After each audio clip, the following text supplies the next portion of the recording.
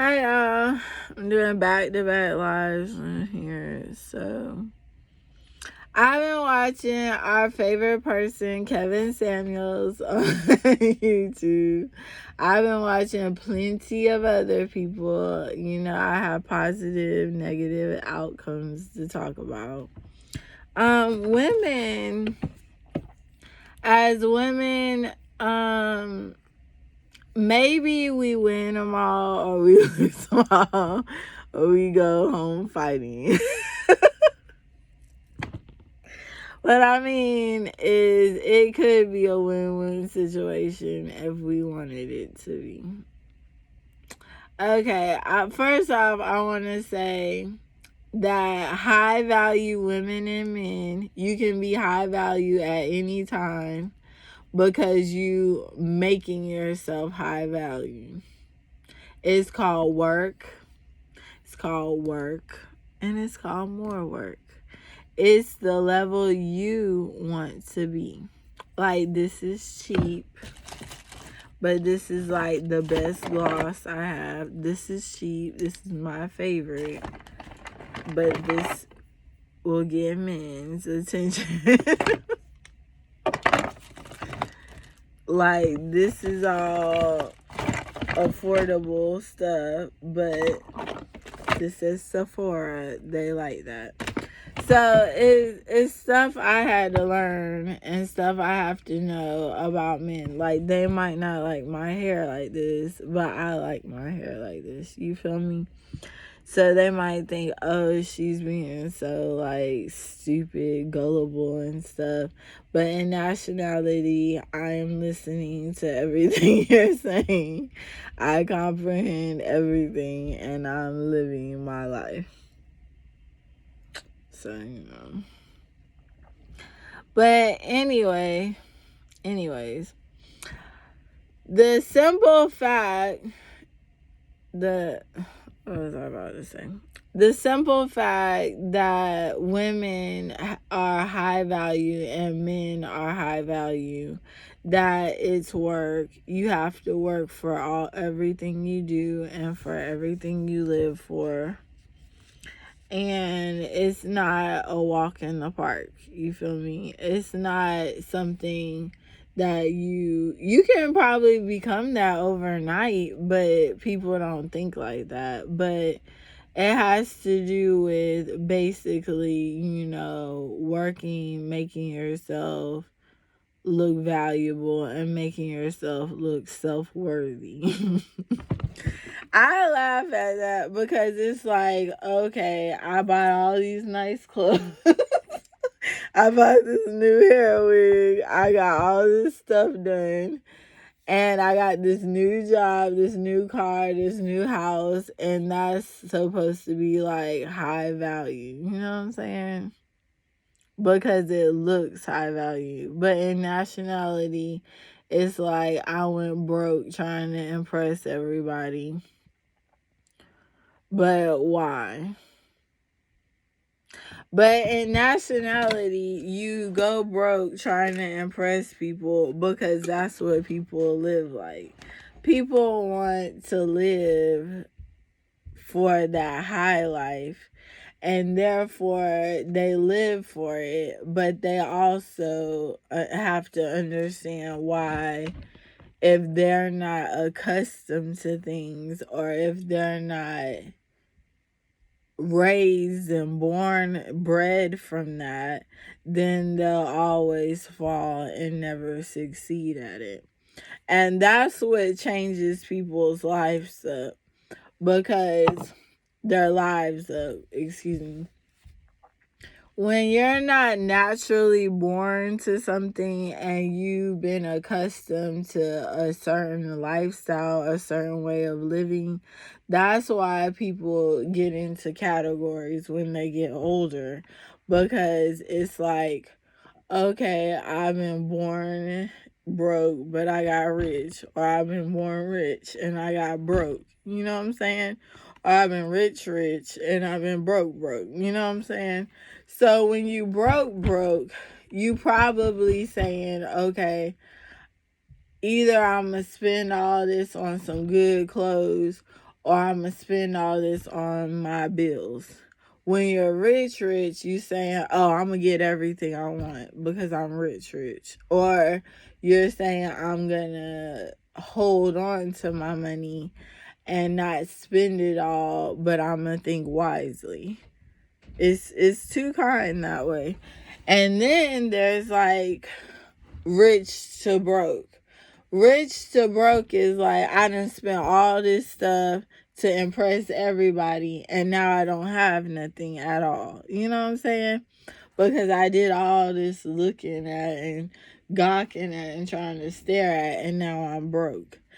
In other words, when you're broke to rich, it's like you know what you were doing when you were broke. So you try to change the outcomes of you when you are trying to become rich. You feel me? So when you're trying to become rich, you're trying to change who... when you become rich, you're trying to change habits or bad habits that you had when you were broke in order to keep everything when you're rich. To me, I'm not rich or broke. I'm in the middle. I'm average. I don't, I've worked my whole life, my whole entire life. Therefore, I have money. But on the other hand, I have worked since 15 too at Kroger's. I worked at clothing stores. I worked for other things, other organizations and things like that. I went to college. And when you add on credentials to your life, therefore you become more valuable as a person. But value is important because you want to be a valuable contender. I got sick and depressed, but even though I was sick and depressed, it's not like I wasn't doing nothing. I was still trying to go to school and do some work or do something. And I tried to come up with my own art deco type website art stuff. And when you get sick and when you get sad on your life and when you looking for direction, of course you're gonna look for more than what you were. So you changing the person you are and the direction you're going because you just got help and you just got off of what you were feeling like.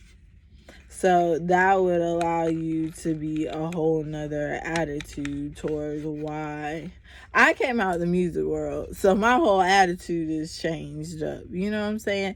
I'm not a hoe, but I was never a hoe. But when it comes down to being something and doing stuff, it's like, I gotta put everything together. I gotta work twice as hard as somebody just coming up or somebody that doesn't even understand anything. And it's stressful, you know what I'm saying? My head hurt now thinking about it. But the thing about it is when it comes to knowing that you need to be a valuable contender, you got to come out here and do the work, the legwork. If you don't want to do the legwork or the work, look for who would like you in that situation and go. I get jealous of women so many times that they live amongst the people who they can live with. And I usually live that way, but I get upset at men thinking that my value has plummeted. It's not that. I have went down on my value, but I have went up on a lot of other things. And that's what you have to realize. When you go down on certain things and you go up on other stuff, that increases the person you are. As soon as you get back and better, you're like that. You know what I'm saying? You snap back. And that's what people don't understand. You snap back, you come back and you come back stronger and harder, because that's what you're supposed to do as a woman and a man. You're supposed to get back to normal and get yourself on the right page and do what you got to do to live good, to take care of yourself, to support your families, whatever you got going on, your dog, your cat, everything. You got to support whatever you got or have going. I get mad when women say, oh, it's about weight, it's about looks, it's about all this, is all that. That is kind of true, though, because if it's a fine guy and he has a lot of money, what is he looking for type thing is what you ask. But maybe he's not looking for a real fine woman. I've seen plenty of brothers that wasn't with a bunch of fine women. I've seen plenty of women that aren't with fine men. You know what I'm saying? And the thing about it is, it's not about being fine or looking good. It's about what that person needs from another person out of that relationship. And honestly, it's like that. It's like, what do I need? Honestly, I have no house and car right now. I probably need somebody with it both. And if not, I'm going to eventually get my own. But why do men feel intimidated by that? First off, if men were willing to think about more than just what I have going on, and it's all about them trying to help provide or provide for us, then we would go further in the relationship, and we will go further with the man carrying the woman. But 9 times out of 10, women are out here carrying themselves. And the thing about it is, I talked about this the other day about why men are mad at women over why they feel like they're carrying or they're not as good as the women they want to be with. And the thing of that is, that woman been through that stress, that woman been through that work, that woman went to school, that woman did everything she was supposed to do for you and her, but you don't think you have to do that with her. Then she has a choice and a plan whether to let you go or keep you, because that's her choice or your choice. But it's been plenty of times where either one of them let each other go. And the thing about that is, I get mad when it comes to men telling women that they're doing the most, and men are not doing nothing at all, or they feel, and it goes back to ever since, Black African American men and dads used to leave their children with the mom. They have left women struggling. They have left women without anything. And this white, black, all of them, they have left women in the dust and the cold. And you know how people of race do it. They done took half or everything I own. And they done took all of this, all that. That's what the men feel like. And then it started getting prenups, and women were left with nothing and had all the kids with them and all this other stuff. So it goes hand in hand, you know what I'm saying? So when you put people in situations like that, that has them to think that, oh, okay, I'm in this situation.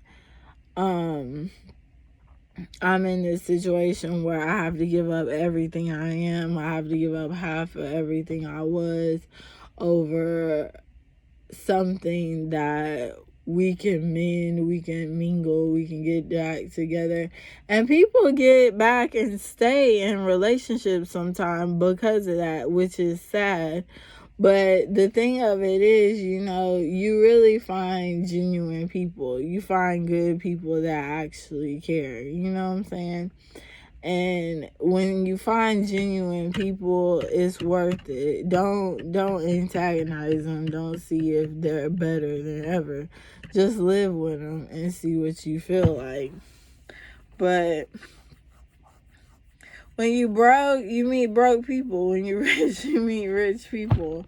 And either vice versa, you meet everybody. But the thing of it is, when men want to feel like, this person has inadequately not done nothing, this person wasn't doing nothing, this person had nothing going for them, that's when you sign prenups, or you give them the money you think they need. And you give them a prenup from the jump off. You give them a prenup before anything happens, and then you go from there. That's just life. That's just how people do that with money.